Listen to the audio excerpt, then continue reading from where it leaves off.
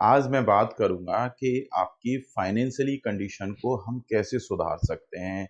आखिर पैसों की स्थिति चार्ट से कैसे डिसाइड होती है कि हम कितने पैसे कमाएँगे, कितना धन हम अर्जित जीवन में कर सकते हैं, ये सारी चीज़ों की जानकारी हम कैसे लें। देखिए कुंडली में जो 11th हाउस का जो लॉर्ड है एक्चुअल में वो आपके लाभ की पोजीशन को शो करता है कि आप जो कर्म कर रहे हैं, जो आपका व्यवसाय है या जॉब है, उससे आप कितने पैसे अर्न कर सकते हैं। देखिए 11th हाउस के लॉर्ड का बल जितना ज़्यादा होता है, उतना ज़्यादा पैसा आने का योग बनाता है। क्योंकि वो प्लैनेट की एनर्जी लेवल जितनी कम होती चली जाएगी, पैसों का, कैश फ्लो का स्पीड और कैश फ्लो ट्रांज़ैक्शंस में उतनी ही कमी आती चली जाएगी। इसका मतलब ये नहीं है कि पैसे आएँगे ही नहीं। अगर किसी के चार्ट में वो डिग्री या फिर उस प्लैनेट का बल अगर कम है, तो क्या पैसे नहीं आ सकते? या और प्लैनेट रिस्पॉन्सिबल नहीं होगा पैसों को लाने के लिए? बिल्कुल रिस्पॉन्सिबल होगा। ये 11th हाउस का लॉर्ड बहुत बड़ा रोल प्ले करता है। जो भी 11वें घर का जो मालिक बना हुआ है, अगर उसकी प्लेसमेंट चार्ट में कहीं अच्छी जगह पर है, अब ये जनरली 11th हाउस का लॉर्ड बहुत सारी केसेस में मारक ग्रह भी बनता है, योग कारक ग्रह भी बनता है, सम ग्रह भी बनता है। फॉर एग्जाम्पल के लिए मेष लगन की कुंडली में शनि देव शम ग्रह बनते हैं जो कि लाभ के घर के मालिक हैं। तुला लगन की कुंडली में सूर्य देव मारक ग्रह हैं जो कि लाभ के घर के मालिक हैं। तो सेम इसी तरह से ये डिपेंड करेगा पर्सन टू पर्सन अलग अलग कुंडलियों में कि 11th हाउस का लॉर्ड आपका मारक है या फिर योग कारक है। अगर वो मारक ग्रह भी है तो भी ये नहीं है कि वो पैसे नहीं देगा। अगर 11th हाउस का लॉर्ड चार्ट में कहीं अच्छी जगह प्लेस्ड है, तो बहुत ज़्यादा वो नुकसान नहीं करता है मारक होने के बावजूद भी। अगर 11th हाउस के लॉर्ड की पोजीशन कहीं तीसरे, छठे, 8वें, 12वें घर में हो जाए, तो ये समस्या बन जाती है हमारे लिए। अगर 11वें घर का मालिक तीसरे घर में जाके बैठ जाएगा, तो जो आप पैसा जो कमा रहे हो, वो सारी जमा पूंजी की एनर्जी आपने सामाजिक क्षेत्र के लोगों को दे दी, भाई को दे दी। तो जो भी आप पैसा अर्न करोगे या तो आपके भाई के पास चला जाएगा या सामाजिक क्षेत्र के लोगों पर चला जाएगा या आपके पैसे कोई लेके बैठ जाएगा। तो इस तरह की सिचुएशन बन जाएगी अगर वो तीसरे घर में बैठा है। अगर 11th हाउस का लॉर्ड छठे घर में बैठा है तो आपकी मैक्सिमम इनकम का पार्ट आपकी या तो कर्ज उतारने पर चला जाएगा या फिर आपकी दवाइयों पर खर्च हो जाएगा, हेल्थ पर खर्च हो जाएगा क्योंकि छठे घर में बैठ के 12वें घर को तो वो देखेगा ही।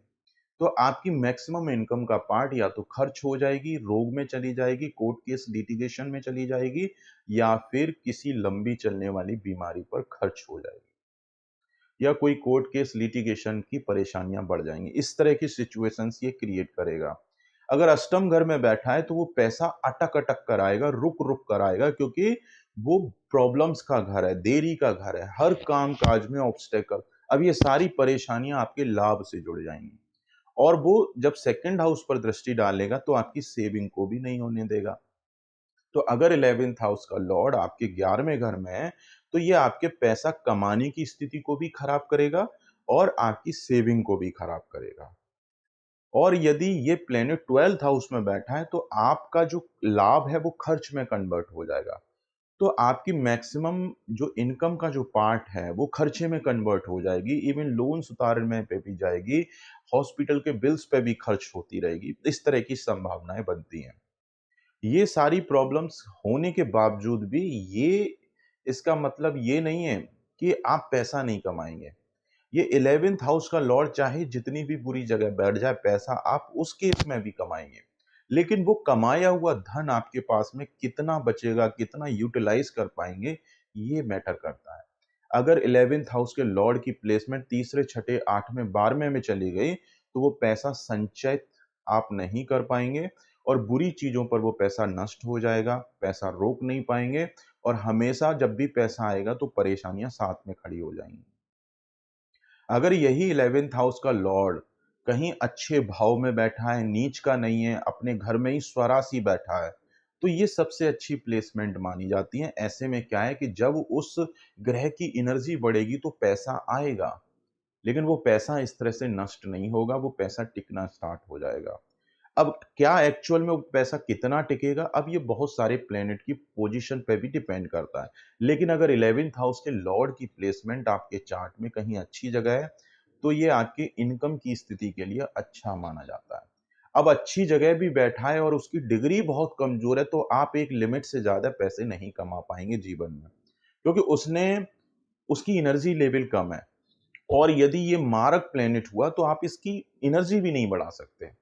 तो ऐसे में आप चाह के भी अपनी इनकम को बहुत ज़्यादा सुधार नहीं सकते।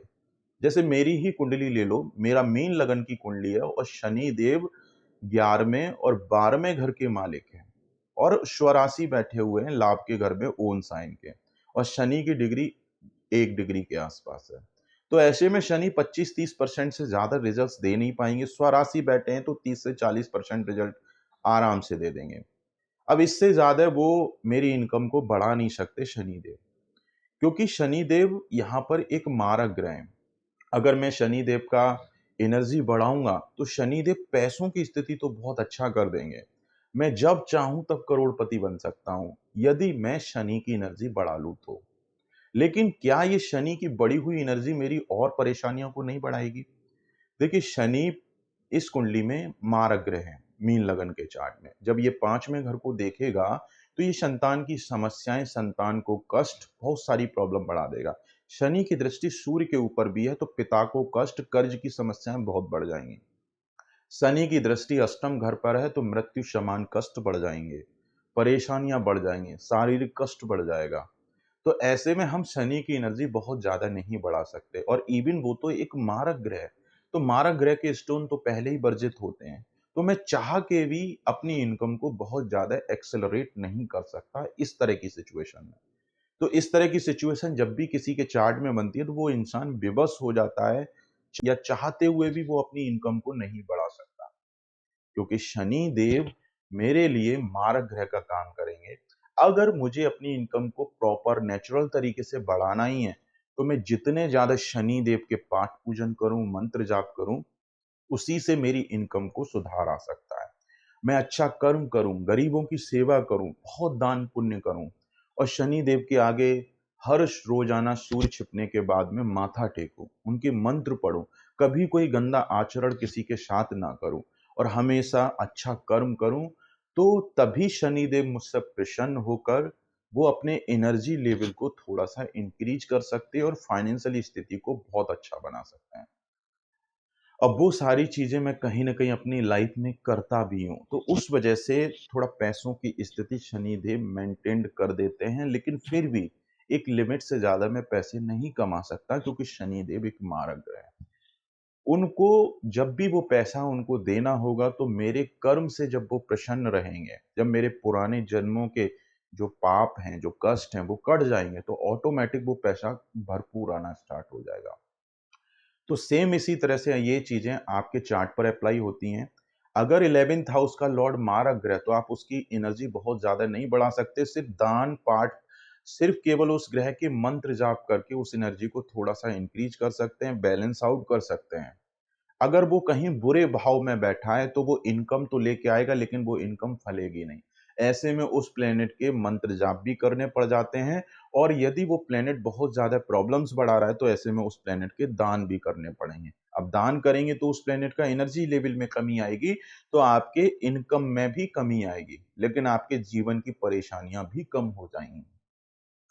तो हम ना चाहते हुए भी हर सिचुएशन को कंट्रोल नहीं कर सकते इस तरह की सिचुएशन में। अगर 11th हाउस का लॉर्ड किसी का छठे घर में बैठा है, तो हम ना चाहते हुए भी उसकी पैसों की स्थिति को बहुत अच्छा नहीं सुधार सकते। एक तरफ वो इंसान कर्ज के दलदल में फँसा हुआ है, हेल्थ इश्यूज से परेशान है, ऊपर से वो अपनी इनकम को भी बढ़ाना चाहता है। दैट इज़ इम्पॉसिबल क्योंकि वही प्लैनेट हमारे छठे घर में बैठ के हमारे रोगों को बढ़ा रहा है, हमारे खर्च बढ़ा रहा है। अगर हम रोगों को कंट्रोल करने जाएँगे, तो इनकम में कमी आ जाएगी। अगर इनकम बढ़ाने जाएँगे तो रोग बढ़ जाएँगे। तो इस तरह की सिचुएशंस में हम सिर्फ़ केवल एक बैलेंस बना सकते हैं कि ना तो पैसों की स्थिति बहुत ज़्यादा घटे और ना हेल्थ इश्यूज़ बहुत ज़्यादा बढ़ें। ऐसे में आप उस ग्रह के जितने ज़्यादा मंत्र जाप, पाठ पूजन कर लें, वो आपके लिए बेनिफिशियल है। लेकिन आज की डेट में कोई इतना पाठ, पूजन ये सब चीज़ें कर नहीं पाता और ना ही कोई पसंद करता है। सबकी लाइफ़ इतनी बिज़ी है कि 10 मिनट, 15 मिनट भी टाइम निकालना लोगों के लिए बड़ा मुश्किल लगता है। लेकिन अगर वो टाइम दें, अपने जीवन को सँभालें और थोड़े से दान, पुण्य, धर्म ये सारी चीज़ें करें, उस प्लैनेट की कारक चीज़ों को अगर प्रसन्न रखें, जैसे शनि बुजुर्गों का भी कारक है, बड़े जो वृद्धाश्रम में जो लोग रहते हैं, उनकी सेवा आप करिए, आपकी इनकम बढ़ जाएगी। अगर किसी के चार्ट में शनि लाभ का घर का मालिक है, जैसे मेरे चार्ट में शनि लाभ के घर के मालिक हैं, तो अगर मैं वृद्ध लोगों की मदद करता हूँ, उनसे आशीर्वाद लेता हूँ और उनको कुछ खाने-पीने की चीज़ें देता हूँ, तो नो डाउट शनिदेव मेरे लिए प्रसन्न होंगे और कहीं न कहीं वो मेरी इनकम में बढ़ोतरी ज़रूर करेंगे। और यही सारी चीज़ें मुझे जीवन में सपोर्ट करती हैं।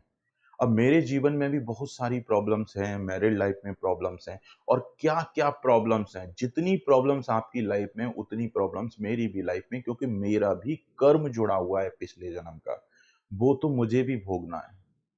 अब क्या इस तरह की सिचुएशन में मैं क्या करता हूँ, क्या दान करता हूँ, क्या पुण्य करता हूँ, ये सारी चीज़ें अगर आप जानना चाहते हैं, मेरी लाइफ़ को नज़दीकी से ऑब्ज़र्व करना चाहते हैं, तो मैंने अपना ब्लॉग चैनल स्टार्ट किया है। आप उस चैनल पर मुझे फ़ॉलो कर सकते हैं। एस्ट्रोलॉजर सोमवीर सिंह ब्लॉग करके मैंने इसी चैनल पर चैनल के होम पेज पर मैंने उसको टैग किया हुआ है, तो आप उस चैनल को सब्सक्राइब करके आप उसको वॉच कर सकते हैं। ये चैनल बनाने का सिर्फ़ मकसद वही है कि लोग जब अपनी लाइफ़ में डिप्रेस्ड हो जाते हैं, परेशानियों से घिरे फ़ील करते हैं, तो उनको लगता है सबकी लाइफ़ अच्छी है, लेकिन मेरी ही लाइफ़ प्रॉब्लम है। तो जब वो इस तरह की कुछ इंस्पिरेशन उनको मिलेगी मेरी वीडियो के थ्रू और वो उनको जब जब अपना वो डेली रूटीन थोड़ा-सा ठीक करेंगे, चीज़ों को बेहतर करेंगे, पेशेंस रखेंगे, तो नो डाउट उनके जीवन में भी काफ़ी हद तक परेशानियाँ सॉर्ट आउट हो जाएँगी।